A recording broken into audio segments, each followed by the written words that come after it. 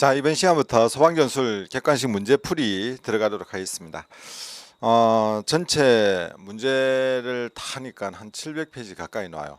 너무 양이 많아가지고 중간에 이렇게 많이 문제를 뺐습니다. 처음에 했던 거에서 많이 빼고 이렇게 해가지고 그래도 혼자 500페이지가 넘죠. 문제 500페이지면은 상당한 분량입니다. 그리고 또 이게 MJ 이론서에 있는 문제와 거의 중복되는 건 아마 없을 거라 생각됩니다. 간혹 또 제가 100%다 보질 못하니까 뭐 개중에 한두 문제 들어갈 수는 있겠지만은 거의 중복되는 부분은 없다라고 보시면 될 것 같고, 그 다음에 이제 작년 또 문제집하고 비교하면 어떻냐, 작년 문제집하고 똑같지 않냐 이렇게 또 생각하실 분이 있는데, 제가 100% 틀리라고는 할 수 없습니다. 그래도 한 3, 40% 최소한 40% 정도는 다른 문제가 들어가 있습니다. 들어가 있고, 중복되는 부분은 또 뺐고, 앞에서 얘기했죠. 너무 많아가지고 문제 빼는데 뭐 그 문제 빼다 보면은 작년 문제 이렇게 뺐겠죠. 뺐겠고 빠져 있을 거고, 그 다음에 이제 또 똑같은 문제가 있습니다. 왜냐면은 빼기는 좀 너무 아까운 문제 있잖아요. 먼저 이렇게 충분히 넣을 수 있고, 또 앞에 기출대에서 놓았던 이런 부분들은 그래도 또 들어가 있다 이렇게 보시면 되겠습니다. 문제가 상당히 조금 어렵습니다. 제 거는 문제가 한 번만 봐가지고 여러분이 이해가 안 되는, 답을 못 찾는 그런 문제가 있는데, 자, 그런 분 제가 왜 이렇게 조금 문제를 어렵게 내냐면은, 쉽게 내면 저도 편해요. 편하지만은 좀 어렵게 내는 게, 결국 여러분이 공부하는 목적은 합격을 위해서 하는 거잖아요. 우리가 시험 문제 보면은 상중하 있는데, 제가 누차 이야기하지만은 이 부분은 어느 정도 공부하면 다 맞춥니다. 다 맞춰요. 여러분뿐만 아니고 또 뭐 6개월 공부한 사람, 1년 공부하신 분이나 거의 차이가 없습니다. 근데 문제는 이거잖아요. 이 부분을 얼마나 맞추느냐 하는 부분이고, 더군다나 이렇게 성진 좀 연수가 얼마 안 되시는 분들은 문제가 쉽게 나오면 좋죠. 쉽게 나오면은 좋을까요? 전혀 안 좋습니다. 경력이 오래되신 분들은 문제가 쉽게 나오면 좋아요. 점수 올라갑니다. 그리고 경력 점수가 있기 때문에 훨씬 더 유리하죠. 경력이 낮으신 분들은 문제가 쉽게 나오면 상대적으로 좀 힘듭니다. 왜? 경력 점수가 적기 때문에 그래요. 그래서 요 중간쯤 안배를 합니다. 이렇게 시험은 상중한 난이도를 줘가지고 중간쯤 안배를 하는데, 어쨌든 여러분들은 뭐 여기에 있는 사람이라든지 아니면 밑에 있는 경력이 많이 되든 적겠든 간에 어쨌든 상 문제를 놓쳐버리면은 합격하는 거와는 좀 거리가 멀어집니다. 개수가 그만큼 많이 나가는 거고, 여기에서 중이나 하 부분도 조금 착오를 해가지고 실수하는 경우가 있죠. 실수를 하게 되면은 결국 상도 틀려버리고 실수 문제 틀려버리면은 결국 이제 합격에서는 조금 멀어지는 이런 수가 생깁니다. 그래서 여러분들이 이 문제풀이하는 과정에서 뭐 답을 내가 못 찾았다, 답을 틀렸다, 이게 중요한 건 아닙니다. 공부할 때는 좀 어렵게 하는 게 맞아요. 어렵게 하는 거 맞고, 시험장에 가가지고는 답이 쉽게 보이는 게 좋습니다. 그래서 여기에서 하는 문제 조금은 응용이 되고 이런 부분들도 여러분, 이 문제를 이렇게 또 낼 수가 있구나, 또 이렇게 또 출제가 되었구나 라고 여러분이 그렇게 생각을 해 주시면 되겠습니다. 여기에 있는 문제 상당수가 기출 형태의 문제입니다. 문제이기 때문에 여러분들이 실제 시험장에 가면 이런 문제가 안 나오는데, 그렇죠, 안 나오는 경우가 있습니다. 그런데 막상 또 난이도 있는 문제는 어때요? 거의 이런 형태의 문제가 출제가 됩니다. 이런 형태 스타일대로 문제가 출제되니까 여러분들이 그렇게 아시고 같이 한번 풀어봐 주시면 되겠습니다. 자, 먼저 1번 문제예요. 1번 문제인데, 이제 이렇게 각 단락별로 이렇게 해당 계급을 넣어놨습니다. 넣어놨기 때문에 소방사에서 교하시는 분들, 특히 교하시는 분들은 자기가 어디까지 보면 될 것인가 하는 부분들 그렇게 기준을 잡고 공부를 하시면 됩니다. 요 기준은 저희 이제 이론수로 마찬가지고 전체가 시험 요강 있잖아요, 그죠? 요강 순서로 되어 있기 때문에 그 단락에 맞춰서 여러분이 공부를 하시면 되겠습니다. 자, 1번 문제 볼게요. 다음 중 소화 적응의 적응성이, 그죠? 소화 적응성에 따른 하재 분류 중 내용과 표식이 잘못된 것은 찾는 거예요. 여러분 시험장에 가시면 반드시 이걸 하나 체크를 해 주셔야 돼요. 뭐냐면은 문제를 물어보는데 바른 것은 찾는 건지 잘못된 것은 찾는 건지 이 부분에 반드시 한번 체크를 딱 하시고 봐 주셔야 됩니다. 요걸 놓쳐버리면은 그냥 눈에 익은 거 찾기 쉬워요. 그래서 반드시 무엇을 물어보는가 하는 거, 그 다음에 이제 적응성, 여기서는 적응성을 물어보는 거죠. 자, 보면은 우리가 A, B, C, D급 화재 다 알고 있습니다. 플라스틱, 이종, 가연물 뭐 이렇게 여기 이상한 물질들이 나와 있네. 그다음에 색깔이 나와 있네. 보통 보면은 A급 화재는 색깔이 뭔가, 색상이 뭔가 이렇게 물어보잖아요. 근데 여기에는 하나 더 들어가 있습니다. 이렇게. 그래서 우리가 일반적으로 A급 같은 경우는 무슨 화재라고 그래요?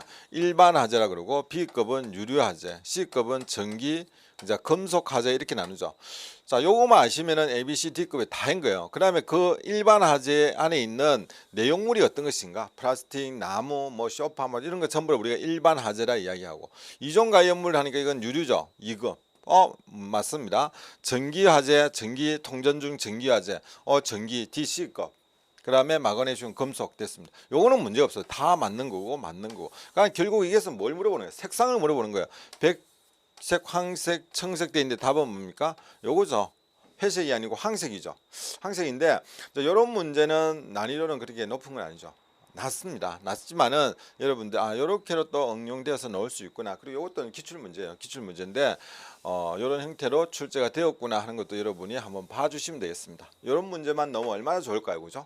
근데 제가 그랬죠. 쉬운 문제만 넣으면은 또 경력이 좀 되시는 분들한테는 유리하지만은 경력이 낮으신 분들한테는 상당히 불리해진다. 그죠? 그런 부분이 있습니다. 자, 2번 문제입니다. 화재에 관한 설명으로 틀린 것은 되어 있습니다. 이 1번이 이제 과학적 화재의 개념, 빛과 열을 발생하는 급격한 산화현상을 말한다 이렇게 되어 있습니다. 우리가 여기서 과학적 부분, 그 다음에 또 어떤 게 있던가요? 민법적인 부분, 형법적인 부분 있죠. 과학적 소화라는 그 화재의 개념은 여기 있는 말 그대로 똑같습니다. 빛과 열을 발생하는 급격한 산화 현상이라 이렇게 이야기했는데, 이게 이제 급격한 산화 현상이라는 부분이 삭제가 되었다. 이러면 이건 틀린 문제가 되죠. 이건 틀려지게 됩니다. 왜 급격한 산화 현상이라는 단어가 나오느냐면은 이게 이제 철이 있으면은 철이 녹이 쓰는 그 자체가 산화 현상인데, 여기서 여기까지 뭐랄까요, 알파라는 구간까지 녹이 쓴다는 것은 엄청난 시간이 소비가 됩니다. 어느 날 갑자기 녹이 탁 서는 건 아니죠. 상당한 시간이 발생되기 때문에 우리가 많은 열을 발생하고 있지만은 그 열을 정상적으로 인지를 하지 못하는 거죠. 근데 만약에 이게 딱 추가열 해가지고 이렇게 짧은 시간에 이게 산화가 된다면은 이것도 하나의 문제가 될 수 있습니다. 그래서 과학적 화재라고 했을 때는 빛과 열을 발생하고 급격한 산화 현상이라는 요 단어가 빠지게 되면은 요건 틀린 문장이 된다는 거 여러분 꼭 기억을 해 주실 필요가 있다라는 말씀을 드리겠습니다. 요거 하나 기억해 주시고, 그다음에 뭐가 있습니까? 민법상이 있어요. 민법상은 뭐와 관계되어 있을까? 민법상은 사실은 우리가 민사소송이라 하면 돈과 관계되어 있죠. 돈과. 그래서 고의 또는 과실로 인해서, 고의라든지 아니면은 과실로 인해서 어떤 우리가 소송을 걸어가 돈 주십시오 하는 거는 왜 그렇습니까? 타인에게, 그죠? 저희에게 나가 아니고 타인에게 손실을 입혔을 때 손실을 가하는 이런 화재를 우리가 민법상에서는 화재라는 개념을 보고 있습니다. 그래서 만약 이런 조건이 되면은 뭐 손해배상을 한다든지 뭐 손실 보상은 좀 그렇고 손해배상 쪽으로 많이 가겠죠. 그래서 민법상 돈을 내놔라 해가지고 신청할 겁니다. 고의나 과실에 의해서 타인에게 손실을 내가 우리 집에서 내가 불태워가지고 내한테 뭡니까? 뭐 손실을 입었대, 내가 손실을 입었대 해가지고 누구한테 요구할 수 없겠죠. 그건 타인이 아니죠, 그죠? 그래서 이제 요렇게 민법상으로 있던 화재의 개념이라는 거 기억해 두시고, 그 다음에 이제 형법상이 있습니다. 형법은 뭐냐면은 불을 놓고, 자, 불을 놓았습니다. 불을 놓았죠. A라는 사람이, 자, 갑이라는 게 있으면 여기에다가 불을 넣습니다. 자, 불을 넣으면 이거 뭐 방화죠, 방화. 이제 처벌을 기준으로 보고 있습니다. 형법은. 그래서 불을 놓고 매개물에 독립해서 연소가 이루어지는 거, 이것을 우리가 형법상에서는 이것을 우리가 화재라 이렇게 합니다. 그래서 불을 놓아 매개물에 독립하여 연소하는 것 이렇게 있습니다. 불을 놓는다는 거, 이게 이제 중요하죠, 그죠? 이게 이렇게 되어 있다라는 것을 기억을 해주시면 될 것 같고, 자, 중요한 거는 요거는 이제 구분만 하시면 되고, 중요한 거는 소방에서 그러면은 화재의 개념을 어떻게 보느냐, 우리 화재조사 보고 규정에 나와 있죠. 첫 번째 사람의 의도에 반하는 것. 그래서 반하거나 두 번째 고의에 의해서 발생하거나 세 번째가 또 뭡니까? 연소 현상으로서 소화의 필요성이 있는 것 이렇게 돼 있죠. 추가할 것. 소화의 필요성이 있어야 되고 반드시 여기 있어야 됩니다. 소화. 불을 꺼야 될 이유가 있어야 되는데 불을 끌 필요가 없는 경우 있죠. 우리가 그냥 시골 같은 경우 아궁이에다가 이렇게 뭐 이렇게 쓰레기 같은 것을 태웁니다. 실제 태우면 안 되지만은 그래 하죠. 태웁니다. 태우는데 여기에서 자연적으로 끄는 거, 불 붙여가지고 끄는 거 이것을 우리가 화재라고는 할 수 없죠. 근데 여기에서 조금 더 번져가지고 여기 집을 태운다 이렇게 되면 어떻게 됩니까? 이 사람이 요 아궁이에 그 쓰레기 태우려고 했지 집 태우려고는 안 했잖아요. 그럼 이게 집으로 옮겨 붙으면 이게 이제 의도에 반하는 거죠. 요렇게 됐을 때 이게 이제 화재가 되지만은 이것을 우리가 화재라고는 하지 않죠. 그래서 여기 보면은 연소 현상으로서 소방시설 등을 사용해서 소화의 필요성이 있거나 했습니다. 네 번째 있거나 또는 뭐였습니까? 화학적 폭발 현상이라 이러면 화학적 폭발 현상. 그래서 화학적 폭발 현상이라 이러면은 물리적인 것은 해당된다 안 된다 안 된다가 되겠죠. 그래서 우리가 압력 탱크 우리가 이런 탱크에 물이 있습니다. 물이 있는데 여기서 가열을 탁 합니다. 그러면 이게 압력이 올라가겠죠. 이게 뻥 했는데 이거 우리가 화재라고 할 수 있습니까? 화재라고 할 수가 없죠. 그 대표적인 게 이제 블레브 같은 거, 블레브 폭발 같은 경우도 우리가 물리적 폭발이라 이렇게 이야기를 하고 있습니다.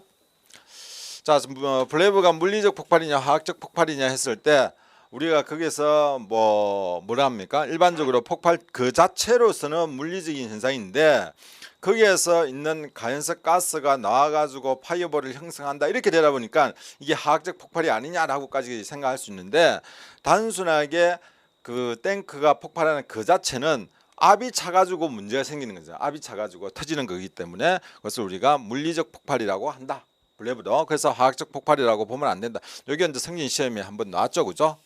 부산에서 소방장 시험에 나왔던 내용입니다. 자, 여기서 어쨌든 화학적 폭발이라는 거 여러분을 개념을 잡고 있을 필요가 있다. 됐죠, 그죠? 그래서 형법상 그다음에 이거는 이제 쓰레기 소화가 자연적으로 소화의 소화가 되었다 이러면 이건 뭡니까? 이거는 우리가 화재로 볼 수가 없죠. 화재로 볼 수가 없습니다. 여기 이제 틀린 답이 됩니다. 답이 되고 4번에 보면 소화 적응성에 따라서 일반 화재, 유류 화재 그리고 전기화재, 선박, 가스화재를 나누는데 제가 전번에 하면서 이 부분을 미처 보질 못했어요. 이거 선박이 아니죠. 선박은 어디입니까? 화재 처종에 따라서 분류합니다. 우리 공통교재에 보면은 여기 문제는 다 열 수가 없어 안 였는데 처종에 따라서 그 다음에 또 어떤 게 있습니까? 소실 정도에 따라서 적응성에 따라서 이런 문제가 있고 또 뭐가 있죠? 몇 가지 있는데 이렇게 몇 가지가 있는데 여러분들이 처종에 따라서는 어떤 게 있고 소실은 딱 보면 압니다. 적응성에 따라서는 어떤 것이 있는가 조금 구분을 해둘 필요가 있습니다. 그래서 실질적으로 만약에 이러한 문제가 나왔을 때 저도 이걸 미처 못 봤어요. 미처 못 봐가지고 앞에서 촬영을 한번 했다가 지금 삭제하고 다시 하고 있습니다. 처종이 틀렸어요. 틀렸습니다. 그래서 답이 두 개가 되죠. 3번하고 4번하고 두 개 답이 됩니다. 하다 보니까 이렇게 오탈자하고 또 이렇게 오답을 나름대로 찾았는데 그게 완벽하게 찾아지지는 않았는 것 같아요. 그래서 그때 저희가 문제풀이를 하면서 오답에 대해서는 저희가 또 올려드리도록 하겠습니다. 자, 그 2번 같은 경우는 3번, 4번이 됩니다. 그러면 처종에 따라서는 적응성에 따라서는 이렇게 분류를 하고 있는데 보면은 일반화재, 유류화재, 전기화재 그리고 금속, 가스화재 앞에서 있었죠, 그죠? 적용성에 따라서 이렇게 구분하는데 선박 요 같은 경우는 처종입니다. 처종에 따라서는 어떻게 구분하느냐? 어떻게 구분하고 있습니까? 처종에 따라서는 기억하시는가 모르겠는데 건축 구조, 그 다음에 건축 구조물, 자동차, 철도, 유류가스, 그 다음에 선박 항공기 그리고 임야죠, 임야, 그 다음에 기타 이렇게 나눕니다. 그래서 건축 구조물, 자동차, 자동차, 철도, 유류가스, 선박, 항공기 그리고 임야, 기타 이렇게 나눕니다. 그래서 이렇게 처종에 이렇게 나누어진다는 것도 여러분들이 한번 다시 봐둘 필요가 있는 것 같습니다. 그래서 적응성에 따라서는 선박이 들어가면 안 되죠. 선박은 처종입니다. 그래서 이렇게 답이 3번하고 4번이 답이 된다는 걸로 여러분이 그렇게 이해를 해주시면 되겠습니다. 자, 3번입니다. 3번 하재 분류에 관한 내용으로 바르지 못한 것은 되어 있습니다. 자, 건물의 30% 소실대, 우리 건물 30% 소실과 관련해 가지고 제가 여러분한테 외워두실 때 뭘 외워두시라 하던가요? 자, 이걸 하나 외워두려 했습니다. 30% 뭘까요? 70% 뭘까요? 30% 이상이죠. 70% 그쵸, 미만입니다. 자, 요거 기준을 외워두시면은 결국은 70% 이상이지만은 또 뭐가 하나 있습니까? 예외적으로 단서가 하나 있었죠. 소실 정도와 관계없이 쉽게 말해 20%가 되든 30%가 되든 그죠? 30%가 되든 이거를 뭐 수리를 한다든지 아니면은 뭐 여러 가지 뭘 하겠죠. 우리는 뭐라 하냐면 보수를 하여로 이렇게 돼 있어요. 보수를 하여도 결국은 재사용을 못 한다. 재사용을 못한다는 건 아예 완전 전소나 마찬가지죠. 실질적인 소실된 부분은 적지만은 실질적으로 재사용이 불가하다. 예를 들어 컴퓨터 같은 경우도 마찬가지죠. 일부가 이렇게 소실됐는데 전체를 못 쓰는 경우가 많이 있습니다. 자, 그런 경우로 보시면 돼요. 이것을 우리가 전소라 이야기하고 이것을 부분소라 이야기합니다. 그 다음에 밑에 부분 반소, 전소, 반소, 부분소라 이야기죠. 부분소. 자, 부분소 이렇게 이야기합니다. 그러면 뭡니까? 70, 30% 미만 이렇게 돼 있습니까? 아니죠. 뭐라 돼 있어요? 전소하고 반소에 해당되지 않는 것. 그죠? 이거와 이것이 아닌 부분을 우리가 부분소라라고 이렇게 이야기를 하고 있습니다. 그렇게 여러분이 기준을 잡아 주셔야 되고, 자, 실제 3번 문제 같은 경우는 이게 기출된 문제인데, 자, 이런 경우에는 답 찾기는 쉬워요. 왜냐하면은 1번 딱 보면은 첫 번째가 여러분이 제가 이걸 열심히 기억을 해야 했기 때문에 자, 요거하고 요거 두 개 소실 중 요거 두 개만 기억하시면 돼요. 나머지는 하실 필요 없는데 어쨌든 딱 보니까 답이 나옵니다. 그래서 1번이 답이 되는 거고 바르지 못한 것은 그 다음에 보면은 하나 더 여러분이 기억해 두어야 될 게 시험 문제를 풀다 보면 적소라는 단어가 나오면 적소라는 단어는 없어졌어요. 과거에는 하재조사 보호 규정에 적소라는 단어가 있었습니다. 근데 지금은 없습니다. 그래서 적소라는 단어가 나오면은 이건 틀렸다라고 보시면 되고 그 다음에 2번 같은 경우에 자, 화재 처종에 따라서 요건 처종에 따라 부릅니다. 처종에 따라서 분류를 할 때 보면은 경작물이 소실된 경우에는 임야화재로 본다 돼 있어. 우리가 왜 이렇게 이게 시험 문제 나왔냐? 임야화재 같은 경우는 보통 보면 덜이라든지 말 그대로 덜이라든지 산이라든지 이런 부분을 생각하는데 여기에서 산이나 덜에서 놓은 경작물이 있을 거예요. 경작물까지 포함해서 뭘 본다? 임야화재로 본다는 거죠. 그런데 이 경작물이 예를 들어 창고 안에 있다든지 그다음 또 어디 있을까요? 차량에 이렇게 싣고 이동을 합니다. 농수산물 시장으로 이제 이동을 하다가 화재가 발생됐어요. 그러면 차량에 화재가 발생됐는데 이것을 뭐로 보느냐? 경작물이 소실되었다 해가지고 그것을 임야화재로 보느냐? 아니죠. 거기에 따른 적재물까지 포함하고 있습니다. 그래서 경작물이 포함됐던 뭐 금속이 포함됐던 어쨌든 간에 차에서 나가가지고 같이 연소대가 탄 것은 차량화재로 봅니다. 그렇게 보죠. 만약 창고 안에 있으면 어떻게 됩니까? 창고화재, 그 수용물까지 여기에 있는 창고 안에 있는 수용물까지 포함한 개념이기 때문에 이것은 우리가 창고 같은 우리 창고화재 이렇게 안 하죠. 뭐랍니까? 건축, 구조물 화재 이렇게 이야기를 하죠. 창고 같은 경우는 이렇게 표현을 하죠. 그래서 보면은 건축, 구조물 화재, 차량 화재, 차량 또는 뭡니까? 차량 화재, 차량, 철도, 그다음에 선박, 항공, 또 어떤 게 있습니까? 유압물, 가스, 그죠? 유압물, 가스, 시설 화재, 그다음에 기타 화재 이렇게 해서 기타 화재 이렇게 나눕니다. 요거는 여러분들이 문제는 이제 더 없어요. 요 문제는 여기까지 끝나지만은 요거와 관련된 내용들은 여러분이 기억이 안 나면은 처종에는 이렇게 분류하고 있다. 그죠? 그렇게 여러분들이 한번 봐두실 필요가 있습니다. 거기에 보면은 적재물이라고 되어 있어요. 적재물. 그래서 임야 같은 경우에는 임야재는 산림, 야산, 뭐 들판의 수목, 잡초, 경작물 등이 소실된 화재를 말한다. 나머지는 어떤 그 적재물, 차량 같은 적재물, 창고와 같은 수용물, 그죠? 구조물이라든지 건축물 화재 같은 수용물을 포함해서 이렇게 분류를 하고 있다는 거. 자, 3번 과학적 연소 현상 앞에서 이야기했고, 산화 약품, 마찰 등에서 발화하는 것은 습하고 하염이 없는 상태에서 열에 의해서 발화된 연소를 우리가 자연 발화라고 한다. 이건 일반적으로 자연 발화에 대해서 이렇게 정의를 내려주고 있습니다. 정의를. 그래서 자연 발화가 어떤 것인가 하는 부분을 물어보는 거죠. 그 다음에 자연 발화와 유사한 게 하나 더 있죠. 천재 발화입니다. 천재 발화. 천재 발화는 뭘까요?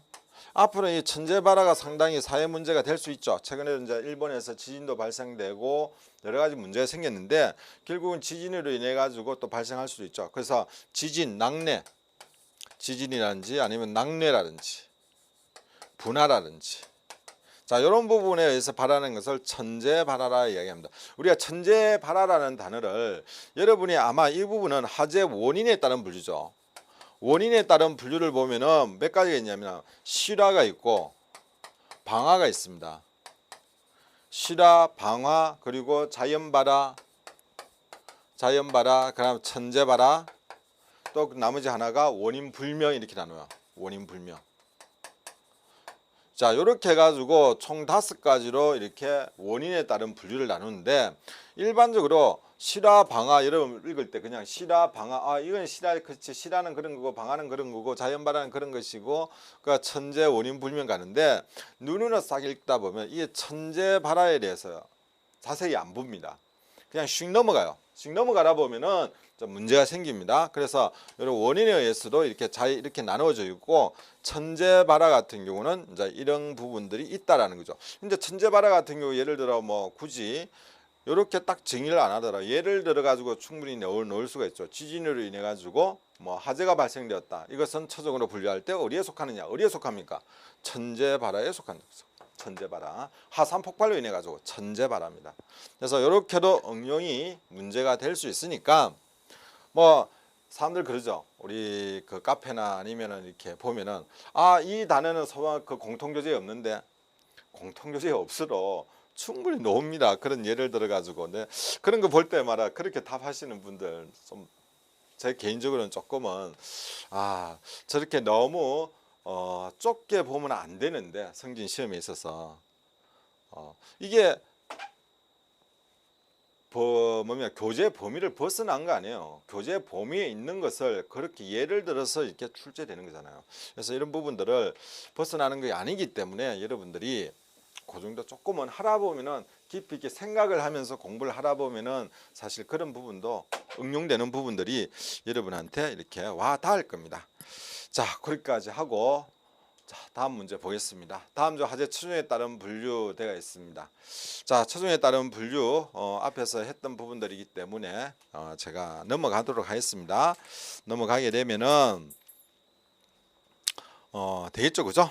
될 것 같고 다음에 보겠습니다. 자, 노출 화재의 원인이 되는 것은 이렇게 되어 있습니다. 노출 화재 6분이 넘어갔네요. 5분. 노출 화재의 원인이 되는 것은 되어 있습니다.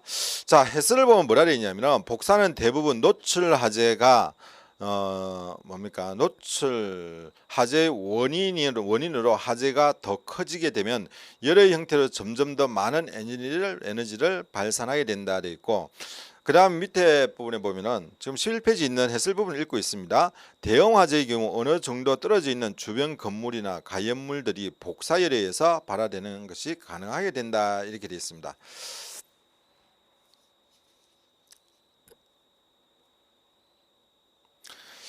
자, 노출 화재라는 게 결국은 문제는 아마 여러분이 답 맞추는 거는 4분도 마찬가지고 5분도 마찬가지고 답 맞추는 거는 크게 문제는 안 됐을 것 같아요. 그래서 여기에 하점이 있는데 여기에서 발화를 했는데 결국은 여기로 이렇게 연소되는 것을 우리가 뭘 하느냐 바로 이렇게 전도도 아니고 그죠? 대류는 이렇게 돌아가는 거기 때문에 뜨거운 공간에 뜨거운 열기를 머금는 거지만은 직접적인 화재와는 조금 거리가 멀어요.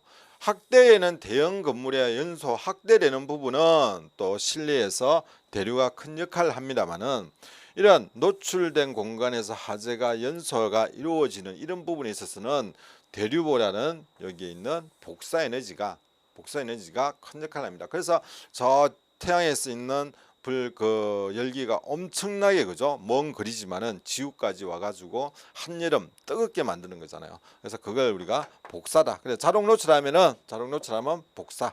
만약에 이게 전도 대류 복사 비화 이런 문제가 있는데 답을 못 찾겠다를 경우에는 여러분들이 복사 에너지에 체크할 확률이 상당히 높습니다. 답은 복사 에너지가 답이 될 확률이 제일 많고, 그 다음에 만약에 대형 건물에 있어서 연소 확대의 원인이 될 수 있다. 뭐 대형 건물 내에 이런 문제가 나오면은 대류입니다. 대형 건물 이거잖아요. 이런 건물이 있으면은 여기에서 화재가 발생돼 가지고 앞 위까지 이렇게 연소가 되고 뜨거운 열기가 형성하는 건 뭡니까? 이게 대류 때문에 그렇잖아요. 그죠? 자, 그렇게 여러분이 이해를 해 주시면 되고, 그 다음에 대류 같은 경우에는 우리가 또 뭡니까? 이게 연돌 효과라든지 기류의 흐름 변화 이런 거와 관련된 것은 요 대류와 좀 관련이 있다. 이렇게 보시면 되겠습니다. 이제 노출 화재라면은 복사와 관련이 있다. 이렇게 보시면 되겠습니다. 자, 6번입니다. 긴급 상황 보고에 관한 설명 중 올바른 것은 되는데, 긴급 상황 보고는 시험 문제에 상당히 잘 나옵니다. 잘 나오기 때문에 여러분이 기억을 해 두셔야 되는데, 자, 보시면은 밑에 해설에 있죠. 일단은 대형 화재, 그리고 중요 화재, 특수 화재로 나누고 있다. 대형 화재는 5 곱하기 10은 50인데 여기는 사망자를 있고, 이건 뭡니까? 사상자를 있습니다. 사상자. 이거는 재산 피해 이렇게 나눠지고, 중요화재보다는 제가 특수화재를 외워두시라 했죠. 특수화재를 외국 공간에서 이 사람이 뭐 화재가 발생해 가지고 어떻게 했습니까? 자, 뭘 타고 간다 했습니까?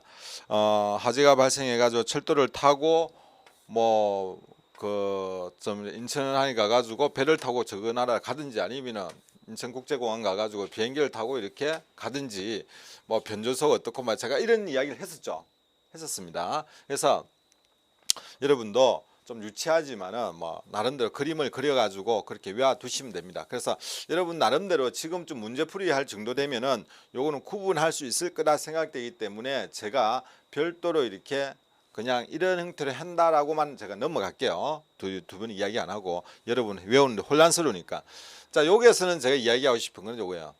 자, 요 부분하고 중요하게 특수화재 일단은 여러분이 구분해 두셔야 됩니다. 요거는 이렇게 놓으면 상당히 좀 난이도가 있게 놓은 거고, 단순하게 이런 형태의 문제 충분히 놓을 수가 있고, 이런 형태의 문제가 개별적인 문제로 충분히 놓을 수가 있어요. 놓을 수 있기 때문에 여러분들이 요거만 확실하게 정리해 두시면 되겠습니다. 자, 보면은 1번 같은 경우 화재 중에 국민안전처 장관이 대형 중요 특수화재로 구분한다. 누가? 국민안전처 장관이 한다는 거죠. 맞습니까? 틀렸습니까? 맞습니다. 그러면 이거는 왜 틀렸을까? 항공기 화재는 중요화재에 포함된다? 중요화재가 아니죠. 특수화재. 제가 외국 공간에 화재가 발생되고 어쩌게 해가지고 도망간다 했죠. 도망이 아니고 이렇게 저 나라로 기분 나빠가 갑니다. 배를 타고 가든지 아니면 항공기를 타고 가든지. 그죠? 그래서 이거는 특수화에 속한다. 인명피해가 5명 이상이나 사상자, 부상자가, 이게 부상자죠. 부상자 10명 이상이 되는데, 자, 이 부분을 여러분들이 딱 보면은 5 곱하기 10만에 와두시면은 부상자인지 사상자인지 바로 답이 안 보였을 거예요. 자, 우리 기준에는 뭐가 되어 있습니까? 부상자라 안 되어 있고 여기에 사상자라 되어 있어요. 사상자. 부상자하고 사상자가 어떻게 되나? 부상자는 말 그대로 부상자예요. 이렇게 부상을 당하신 분. 사상자는 사망자하고 부상자를 포함하고 있습니다. 그러니까 엄연하게 다르죠. 그래서 우리 여기에서는 부상자 이렇게 돼 있지만은 부상자가 아니고 사상자 10명이다. 이렇게 여러분이 반드시 외워두셔야 됩니다. 뭐 외울 건 없어요. 외울 건 없지만은 여기에서 사상자가 10명이라는 거, 부상자 10명이 아니라는 거 그렇게 기억해 주시면 되고, 그래서 3번도 틀렸고, 화재 경계지구 화재는 특수화재로 본다. 특수화재는 아니죠. 요거는 중요화재로 이렇게 분류를 하고 있습니다. 자, 이렇게 여러분이 정리를 해서 기억을 해 두시면 되겠습니다. 이렇게 또 이렇게 근 500페이지 있는가 한 문제씩 다 풀려면 이것도 참 시간이 많이 걸릴 겁니다. 그래서 중간중간에 제가 여러분들이 풀 수 있는 그런 간단한 문제는 또 여러분이 직접 풀어보시라고 이렇게 말씀을 드리고 넘어갈 겁니다. 자, 7번 보겠습니다. 7번 같은 경우에는 앞에서 했던 내용도 약간은 중복이 되는 이런 부분도 있기 때문에 여러분들이 한번 풀어보시면 되겠습니다. 자, 8번 다음 중 올바른 내용은 되어 있습니다. 목적 근물 하제시 플래시오브에 도달하는 시간은 뇌하 건축물 하제보다 느리다 이렇게 되어 있죠. 자, 플래시오브가 일시에 그죠? 플래시오브가 뭐냐부터 생각하시면 돼요. 플래시오브는 이렇게 공간이 있으면은 여기에 가구가 이렇게 있을 거예요. 근데 여기에 이 부분에 지금 화재가 발생되었습니다. 화재가 발생되는데 대류라든지 복사라든지 이런 과정을 거쳐 가지고 일시 연소할 수 있는 온도까지 올라가는 이 상태를 말하죠. 그래서 우리가 보통 표시를 할 때 이렇게 이야기하죠. 이게 이제 플래시오브라고 이야기하는데 요 시점이 과연 목조가 빠를 것이냐 아닌 내하 건축물이 빠를 것이냐 어느 건물이 빠를까요? 목조가 훨씬 더 빠르겠죠. 훨씬 더 탈 수 있는 부분에 올라가는 온도가 짧은 시간에 고온에 올라가는 게 목조잖아요. 고온 단기라 이야기했잖아. 이게 목조 고온 단기. 그래서 짧은 시간에 고온에 올라갈 수 있기 때문에 플래시오버가 훨씬 빨리 일어날 수가 있다 그러죠.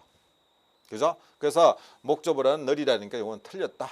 목조 건축물 화재 진행 과정은 초기 성장기, 최성기 감퇴기 순으로 진행되고 있다. 자, 이것도 맞죠, 그죠? 높은 온도에서 장시간 접촉해로 착하기 어려운 목재의 수분 함유량은 약 35% 이상이다 되어 있습니다. 자, 이 부분도 여러분들이 어떻게 보면은 올바른 내용을 물어봤죠. 올바른 내용 물어봤는데 목조 건물 하시 프레시오브에 돌아가는 시간은 내화조 건물 느리다. 아니 느리다 이게 틀렸네. 제가 지금 느리다 이게 틀렸고, 그죠? 틀렸다. 그 다음에 목조 건축물 화재 진행은 초기 성장기, 최성기, 감퇴기 순으로 된다. 지금 이 부분도 지금 틀렸죠. 이게 왜냐면은 우리가 지금 공통교재 방금 제가 했던 걸 다 취소하고 다시 하는 겁니다. 여기에서 나오는 문제 초기 성장기, 최성기, 감퇴기 같은 경우는 일반적인 내화 구조에서 발생하는 요 과정을 이야기합니다. 그래서 롤오버가 일어나고 백드라프트 일어나고 그 단계를 이야기를 하는 거잖아요. 그래서 요 부분도 실질적으로는 틀렸다 이렇게 되겠습니다. 그죠? 목자는 뭐 무염착화, 발염착화, 발화, 최성기 뭐 이렇게 넘어가는데 그 밑에 해설 부분이 있기 때문에 참고를 해주시면 되고 어쨌든 요 부분은 일반적인 내화 구조에서 해당된다.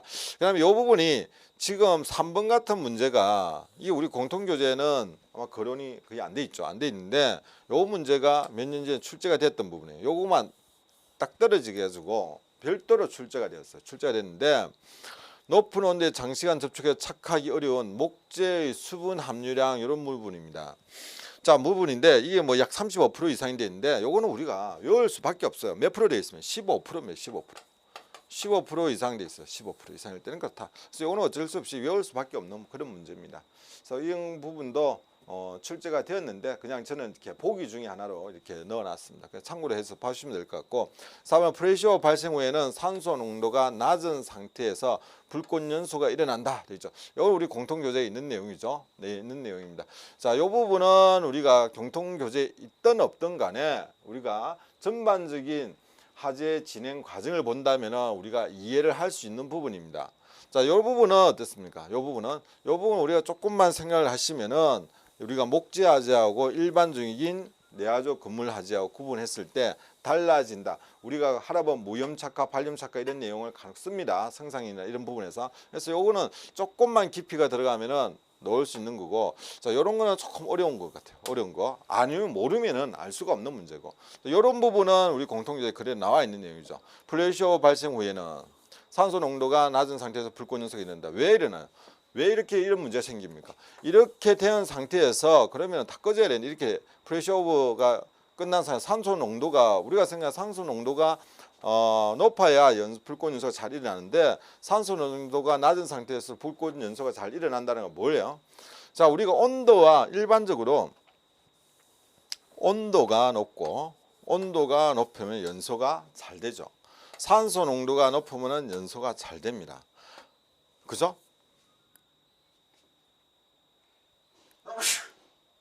그래서 일반적으로 우리가 산소는 21%에서 불이 잘 붙은 게 온도가 높게 되면은 21%가 아니고 예를 들어 15% 되면 어떻게 되냐면 15% 되면은 소화가 돼야 됩니다. 소화가 돼야 되는데 15%가 되더라도 주위 온도가 높게 되면 어떻게 되냐? 연소가 일어날 수가 있다는 거죠.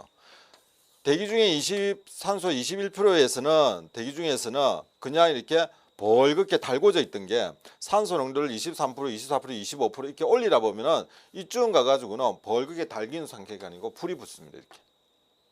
이렇게 불이 붙어요. 그래서 온도가 높다. 산소가 농도가 높게 되면은 결국은 불꽃 연소가 더 잘 일어난다. 자, 요 같은 경우는 온도가 높기 때문에 산소 농도가 낮아도 불꽃 연소가 일어나는 거죠. 요 같은 경우는. 둘 중에 어떤 것이 둘 중에 하나라도 높게 되면은 산소가 높다든지 산소 농도가 높다든지 온도가 높다든지 이런 조건이 된다면은 결국은 불꽃 연소가 잘 일어난다. 이렇게 여러분이 이해를 하시면 되겠습니다. 이 부분은. 자, 그래서 이런 부분 8번 같은 문제도 어떻게 보면은 시험장에 가면은 이런 문제가 출제되면은 상당히 조금 시간을 들여야 되는 이런 문제입니다. 들여야 되는 이런 문제인데 여러분들이 한번 푸실 때 잘 보고 가시면 될 것 같다라는 부탁을 드립니다. 생각이 됩니다. 자, 그 다음에 9번 내화금 충물 화재에 대한 단계별 특징을 설명한 것으로 거리가 먼 것은 되어 있습니다. 화재 초기에는 창른 계급으로 검은색 연기가 분출하고 그랬죠. 초기입니다. 초기에 검은색 연기 아니죠. 검은색 연기 우리가 보통 흰색 연기 이렇게 이야기를 합니다. 분출하고 불완전 연소로 진행된다 이렇게 되는데 이 부분에 이제 딱 보면은 틀렸다 이렇게 됩니다. 보통 보면은 이제 불완전 연소가 일어나고 이런 건 초기에는 이 쉽게 말해 이 공간이 있으면은 여기에 가연물이 탑니다. 초기에는 여기에 뭐가 많습니까? 산소가 많아요. 산소가 많기 때문에 여기에서 타나 여기 바깥에서 연소하나 별 문제가 없습니다. 충분한 산소 공급이 되기 때문에 이게 이제 확대되면 이제 중기로 쭉 가면서 어떻게 돼요? 주에 가연물을 자꾸 연소를 하다 보니까 산소 농도는 쭉쭉쭉 떨어집니다. 떨어지다 보니까 뭐가 돼요? 불완전 연소가 일어나기 때문에 검은 연기로 반하고 불완전 연소가 일어나는 거죠. 그래서 초기 단계는 이 단계가 아니라는 거죠. 자, 성장기는 화재의 범위가 넓어지며 그렇죠? 범위가 넓어지겠죠. 여기에서 이렇게 벌 넓어지고 이웃하는 건물로 연소가 이루어진다. 자, 이렇게 연소가 있다. 이게 창문이 있어가지고 뭐 옆에 다른 건물이 있으면 이것도 연소 일어나겠죠. 복사열도 발생되고 대류로 발생될 거고 상에 따른 이제 전도로 발생될 거고 여러 가지 현상에 의해 가지고 이런 연소 일어난다. 최성기 1단계죠. 자, 연기 발생량이 감소하며 실내 온도는 다른 단계에 비해서 일정하라 이렇게 돼 있어. 그래서 보면은 이렇게 그림을 이렇게 그리죠. 이렇게 그리는 이유가 자, 연기 발생량이 감소한다는 것은 최성기가 됐다는 것은 이미 프레시오버가 한번 일어난 거예요. 프레시오버가 일어난다는 것은 공기 순환이 자유롭게 이루어지고 있다는 거예요. 그죠? 그래서 창문이 파괴되었든지 뭐 문이 파괴됐던 제가 공기가 들어오는 상태고 그다음에 이 상태에서는 가연물에 더 탈 게 없어 모르지만은 탈 게 있으면은 잘 탑니다. 잘 타다가 가연물 자체가 이제 줄어들게 되면은 어떻게 돼요? 이렇게 내려가죠. 그래서 이 단계에서 최성기 단계에서 연기 발생량이 감소하고 이 감소한다는 것은 결국은 자연으로 프레시오버가 발생됨으로 인해서 자연스러운 산소 공급이 이루어지고 있다. 그래서 연기 발생에 적어지는 거고 실내 온도는 다른 단계에 비해서 일정하라 하는 부분은 여기 전체적인 가연물에 영향을 주기 때문에 전체적인 가연물이 주위에 충분한 산소 공급을 받으면서 연소가 일어나기 때문에 지금 일정하라는 거지. 만약에 가연물이 없으면 어떻게 돼요? 아무리 산소 공급이 된다라고 가연물이 없게 되면 이렇게 될 수밖에 없을 거고 이 단계는 이제 성장기 단계니까 변화가 다른 단계보다는 있겠죠. 그래서 이제 이 부분에 대해서 설명하고 있는 겁니다. 세태기에는 화재가 약세되며 그죠? 이 단계 진화될 때까지를 말한다. 연소 확대 위험은 약하다. 그죠? 연소 확대 위험은 약하지만은 뭘 잘해야 됩니까? 잔화 정리를 잘해야 되는 게 또 세태기 단계에서 우리가 해줘야 될 그런 내용인 것 같습니다. 자, 10번 보겠습니다. 10번. 구획실 화재에 관한 설명을 옳지 않는 것은 되어 있습니다. 하염속으로 흡수되는 공기는 냉각 효과를 가진다. 가연물과 산소가 충분하다면 성장에는 지속화될 것이다. 화재가 성장할 때 천장 부근에 있는 가스층의 온도가 높아짐에 따라 구획실 내의 전반적인 온도는 상승한다. 채성기에 발생되는 연소생성 가스 양과 발산되는 열은 가연성 물질의 양에 의존한다. 이런 문제 공부를 좀 열심히 안 하신 분들은 이런 문제 나오면 머리부터 아픕니다. 무슨 말인가 못 알아요. 무슨 말인가? 그죠? 이거 자 무슨 말이에요? 하염속으로 흡수되는 공기는 냉각 효과를 가진다. 그래서 이렇게 우리가 표현을 합니다. 연소가 일을 할 때 여기에 연소가 일을 하면은 이렇게 불기둥이 형성됩니다. 이런 형태로 형성이 되는데 자 그러면은 여기에서 연소가 일어난다는 건 뭐냐? 여기에서 뜨거운 공기가 이렇게 형성되면 되는데 자기 혼자만 되는 게 아니죠. 이게 대류라는 거는 결국 올라간다는 것은 대류와 관계되어 있는데 이렇게 대류가 발생된다는 것은 결국 뭔가가 밑에서 들어와야 돼요. 이렇게 들어와야 돼요. 그러면은 바깥에서 들어오는 신선한 공기하고 여기에 있는 이 공기하고 비교했을 때 어느 공기가 뜨거울까요? 당연히 여기가 뜨겁습니다. 그러면 결국 뭐냐? 여기에 있는 공기가 달궈져 가지고 온도가 올라가겠죠. 그래서 여기에서 만약에 10도라면 여기는 뭐 20도, 30도 예를 든다면 뭐 훨씬 더 이거보다 높습니다. 결국은 이거는 뭐냐? 차가운 공기가 들어온다는 것은 결국은 이 온도보다 낮기 때문에 결국은 냉각 효과가 있다는 거죠. 있다. 온도가 상대적으로 낮기 때문에. 그래서 이렇게 우리가 이야기를 하죠. 실내가 있는데 여기에 있는 A 지점에 있는 거, B 지점에 있는 거, C 지점에 있는 거. 자, 가장 하염의 온도가 높은 것은 어느일까요? 라고 이렇게 질문합니다. 그러면 A, B, C 중에서 가장 하염의 온도가 높은 건 이겁니다. 왜 이렇게 됩니까? 간단하게 보면은 여기는 그냥 사면에서 이렇게 공기가 흡수가 돼요. 많은 양이 들어오기 때문에 잘 타겠죠. 잘 타는 대신에 불꽃은 셀지 모르지만 온도는 낮다는 거죠. 그럼 이거는 두 면에서 봤습니다. 잘 안 타요. 잘 안 타지만은 온도는 높다라고 이렇게 보시면 됩니다. 요거는 이제 세면에서 보니까 뭐 수치상으로는 표시를 할 수는 없지만은 자 이러한 이론이 성립을 하고 있습니다. 그 이론을 지금 말하는 것이 1번에서 이야기한 거예요. 그래서 공기는 하염 속으로 흡수되는 공기는 냉각 효과를 가진다 하는 거고 2번에 보시면 가연물과 산소가 충분하려면은 성장기는 지속화될 것이라 그랬죠. 자 가연물하고 산소가 충분하려면은 결국은 이렇게 올라갈 겁니다. 올라가다가 성장에는 지속화될 것이다. 올라가다 지속적으로 이루어집니다. 근데 이제 일정 시점까지 올라갔을 때는 또 변화가 일어나겠죠. 변화가 일어났지만 일반적으로 산소하고 충분하다면은 쉽게 말해 잘 탈 거예요. 이렇게 활활 탈 겁니다. 활활 타다가 상당한 시간이 흘러가지고 이게 완전히 체류하고 이러한 상태. 그다음에 불이 붙지 않은 것도 있고 이런 상태가 되었을 때 우리가 플래시오브로 이렇게 발전될 수가 있는 거고 일반적으로 봐가지고는 가연물하고 산소가 충분하다면은 지속적으로 연소가 일어난다. 성장 2단계는 그래야지만 나중에 2단계까지 갈 거 아니에요. 만약 이 중에서 산소나 이제 가연물 중에서 하나라도 부족하게 되면 어떻게 됩니까? 가연물은 있는데 온도로 높은데 산소가 부족하다. 이게 어떻게 됩니까? 이런 경우. 그리고 밀폐되어 있다. 이래 되면 어떻게 돼요? 어떤 현상이 나타납니까? 자 이렇게 된다면은 이 단계에서 이러한 조건이 이루어진다고 우리가 말하는 백드라프트가 발생될 수밖에 없겠죠. 지속화될 수가 없겠죠. 이런 단계라면은 자 어쨌든 이건 나중에 또 한 번 더 이야기할 거니까 그래서 여기에서는 그렇게 이야기하고 있다. 3번 화재가 성장할 때 천장 부분에 있는 가스의 온도가 높아짐에 따라서 구획실 내의 전반적인 온도는 상승한다. 그렇죠? 자, 이 상태가 되면 높아지면서 청을 이루죠. 청을 이루고 이게 더 높게 되면 어떻게 됩니까? 2단계 프레시업으로 갈 수밖에 없죠. 채성기에서 발생되는 연소 생성 가스의 양과 발생된 열은 가연성 물질의 양에 의존한다. 그래서 채성기에 발산되는 연소 생성 가스의 양과 발산되는 열은 가연성 물질의 양에 의존한다. 그랬는데 자 이미 가연성 물질에 대해서는 뭐가 됐냐면은 이미 연소가 이루어진서 이 단계에서부터 연소가 이루어졌다 보시면 되고 여기에서는 확 타는 거예요.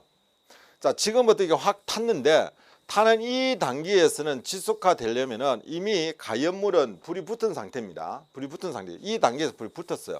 요 단계까지 채성기 전 단계까지 불이 붙었습니다. 왜? 전 단계 백드라프트 프레시오브로 있잖아요. 그죠? 불이 붙은 상태인데 이 불이 붙은 상태가 계속 지속화되기 위해서는 뭐냐면은 가연물이 없으면 이제 꺼지는 거고, 그 다음에는 뭐가 필요하냐면은 공기입니다. 산소가 있어야 돼요. 산소가 지속적으로 공급이 됐을 때 완전 연소가 이루어지는 거고, 그렇지 못하면 어떻게 됩니까? 꺼질 수밖에 없겠죠. 만약에 프레시오브까지 갈 수도 있고 안 갈 수도 있지만 대부분 다 불이 한번 돕니다. 프레시오브까지는 간다라고 보시면 돼요. 채승기 전까지는. 그래서 채승기가 발생된 채승기는 결국은 어떤 단계입니까? 2단계잖아요. 2단계. 그죠? 프레시오브가 일어나고 난 이후 단계입니다. 그래서 여기에서 가연물이 이미 점화가 된 상태죠. 여기에서 벌써 가연물질을 이루어져가 있는 거고, 그 다음에 연소생성 가스 양과 발산되는 열은 양에 의존한다 그랬는데, 양보다는 실질적으로는 공기에 의존합니다. 산소에. 그래서 해설을 보시면은, 자 14페이지 위에 마지막 그 삼각형 있죠. 채승기는 구획실 내의 모든 가연성 물질들이 화재에 관련될 때 일어난다. 이 시기에 구획실 내에 연소하는 가연물은 이용 가능한 가연물의 최대 열량을 발산하고 많은 양의 연소 생성 가스를 생성한다. 발산되는 연소 생성 가스 양과 발생되는 열은 구획실을 배연구의 수에 크게 의존한다 이렇게 되어 있어요. 그래서 실질적으로 이 가스 자체는 발산이 되는데 이것에 의존하는 것은 무엇에 의존하느냐? 배연구, 공기의 양에 의존한다 이렇게 되어 있습니다. 그죠? 그렇게 되어 있으니까 여러분들이 4번 같은 부분 문제가 나오면, 보기가 나오면은 유심히 이렇게 안 풀어보시면은 답 찾기 힘들어요. 이런 것도 4번도. 그래서 그냥 상식적으로 보면은 가연물이 있으면 계속 탈 거니까 가연물에 의해서 적용된다. 가연물의 어떤 종류에 따라서 가연물의 어떤 종류에 따라서 연소생성 가스가 달라질 것이다. 이렇게 생각하면 답은 4번이 맞아요. 이 문구가 맞습니다. 그렇지만은 여러분의 상식을 뛰어넘고 저희 상식을 뛰어넘어서 책에서는 결국은 이러한 가스 양이 지속화될 수 있는 결정적인 영향을 주는 것은 이 뭐라고 이야기합니까? 배연구예요. 배연구. 환기구. 쉽게 말해서 산소가 얼마나 더 공급을 원활하게 시켜주느냐에 의해서 결정이 된다라고 이야기를 하고 있습니다. 우리 책에서는. 자, 그렇게 여러분이 정리를 해주시면 될 것 같아요. 자, 그 다음에 이제 11번 시간과 온도 변화에 따른 이상연소 순서입니다. 요거는 이제 그저 주는 문제죠. 주는 문제이기 때문에 요 순서는 답은 뭡니까? 2번이면 프레임 오브, 백드라프트, 롤 오브, 프레시 오브 요거를 기억해 주시는데 답은 2번이죠. 그래서 프레시 오브의 전 단계가 뭐냐요? 전 단계라면은 이것도 전 단계고 이렇게 될 수가 있어요. 전조현상이 뭐냐 했을 때는 롤오브가 프레시오브의 전조현상이다. 이렇게 기억을 해주시면 됩니다. 그래서 답은 2번이고 요 순서 뭐 이런 문제로 그렇게 난이도 있는 내용은 아니죠. 그냥 주는 문제라고 보여집니다. 잘 기억해 두시고, 자, 그 다음에 프레시오브의 징후와 특성에 대한 설명으로 틀린 것은 이렇게 되어 있어요. 프레시오브라면은 우리가 많이 하죠. 프레시오브가 뭐냐 했을 때 뭐 지금 문제 푸는 과정에서 프레시오브가 뭐냐 하기는 좀 그런데, 어쨌든 프레시오브는 자유연소, 그죠? 자유롭게 산소가 공급이 되는 상태에서 복사열이죠. 복사열. 보통 주가 복사열입니다. 열의 축적이죠. 축적. 그래서 이런 밀폐된 공간에 가연물들이, 여기 가연물들이 있고 여기에 이제 화재가 발생됐는데 이런 가연물들이 있는데 열의 축적으로 인해 가지고 일시에 그냥 확 붙는 걸 우리가 프레시오브다라고 이야기합니다. 그래서 고온의 연기가 발생되고 일정 공간 내에 전면적인 자유연소가 이루어지고 공간 내에서 계속적인 열의 집적이다. 그죠? 열의 집적으로 동시에 가열된다. 두텁고 뜨겁고 진한 연기가 위로 쌓인다. 자, 답이 뭡니까? 답이, 자, 보시면은 15페이지 해설을 볼게요. 고온의 열기가 발생되고 롤오브 현상과 관찰되고 일정 공간 내 전면적인 자유연소가 일어나고 일정한 공간 내에 계속적인 열의 집적이 발생되고 두텁고 뜨겁고 진한 연기가 아래로 쌓인다. 그래서 아래로 쌓인다. 이거는 뭐라 했습니까? 위로 쌓인다. 그래 있어요.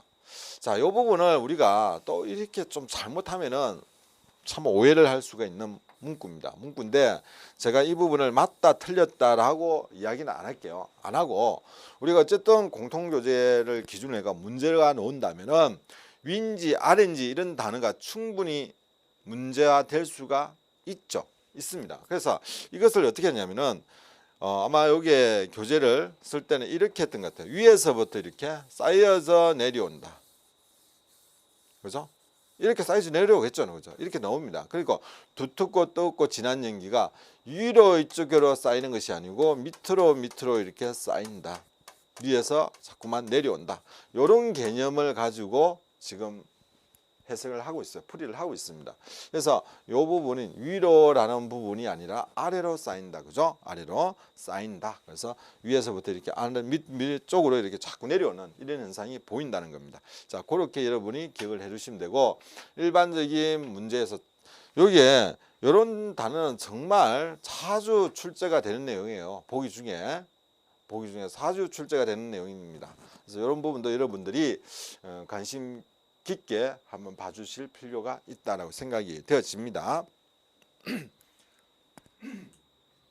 자, 13번 볼게요.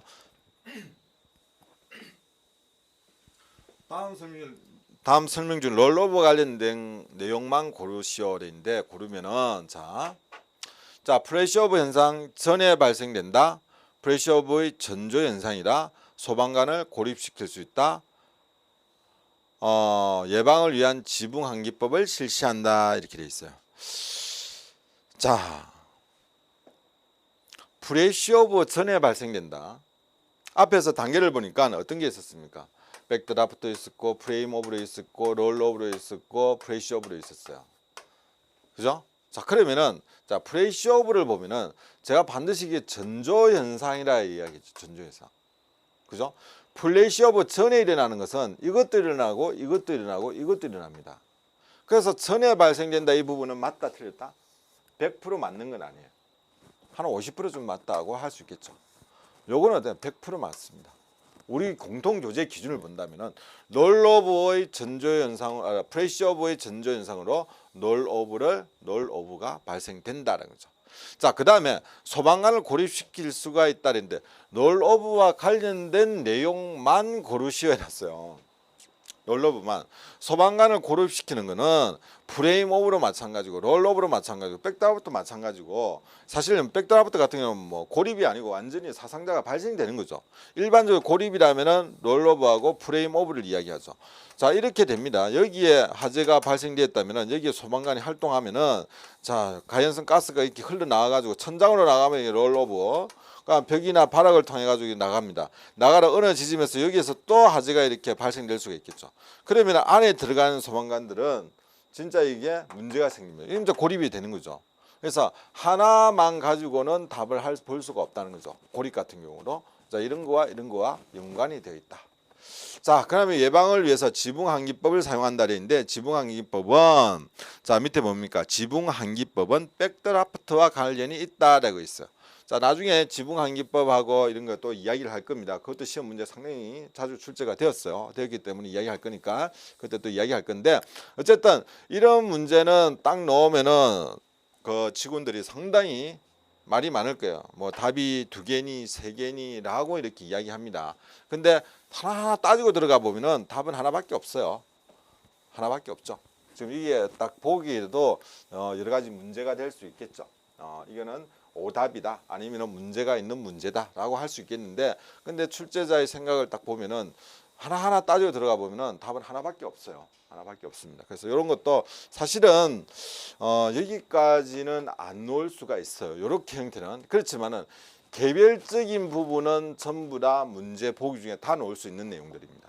개별적으로는. 그래서 이런 것도 훈련을 해줄 필요가 있다, 이렇게 생각이 되어져요. 자, 4번입니다. 14번에 구획실 화재 중 롤오브 현상이 발생할 수 있는 시로 가장 적합한 것은 되어 있습니다. 어느 단계였던가요? 자, 이런 단계, 이 그림 잘 기억해 두셔야 됩니다. 이 단계가 어느 단계입니까? 롤오브가 언제 일어나는가요? 프레임 오브, 그 다음에 백드라프트, 그 다음에 롤오브, 프레시오브, 그 다음에 여기에는 백드라프트 이렇게 되죠. 지금 이제 공통교재 보면은 소방장 공무원 하시는 분들은 우리 공통교재가 틀렸다는 걸 아마 아실 거예요. 제가 그걸 재작년에 이게 공통교재를 이렇게 편집하면서 뺐는데 이번에 또 집어넣었는데 뭐냐면은 이거예요. 지금 또 어떻게 되어 있습니까? 지금 하재 파트에서는 백드라프트가 여기에로 발생되고 여기에도 발생되죠. 발생되는데 저 뒤에 가보면은 여기에 발생된다라고 이렇게 또 표현한 부분도 있습니다. 책이 있어요. 공통교재. 요 부분 조금은 그런데 어쨌든 여러분은 지금은 전체 계급을 무시하고 전체적으로 공통적인 부분입니다. 공통적인 부분에서는 이러한 단계 중에서 백드라프트가 발생되고 롤오버가 발생되고 프레임 오버가 발생되고 프레시 오버가 발생되고 여기에 백드라프트 발생되고 이렇게 되죠. 이렇게 됩니다. 그래서 롤오버 현상이 발생될 수 있는 시기로 가장 적정한 것은 되어 있습니다. 하재 초기는 아니죠, 그죠? 하재 초기는 아니고 하재 성장기, 하재 감퇴기 아니고 채성기도 아니고 하재 성장기가 답이 됩니다. 자, 이런 부분, 이 순서는 여러분 꼭 한번 기억을 해두시기 부탁을 드립니다. 자, 몇 분 됐습니까? 너무 길게 하면은 또 여러분들이 싫어할 수 있으니까, 그죠? 싫어할 수 있으니까 자, 여기까지 하고 15분부터는 또 다음 시간에 계속 하도록 하겠습니다.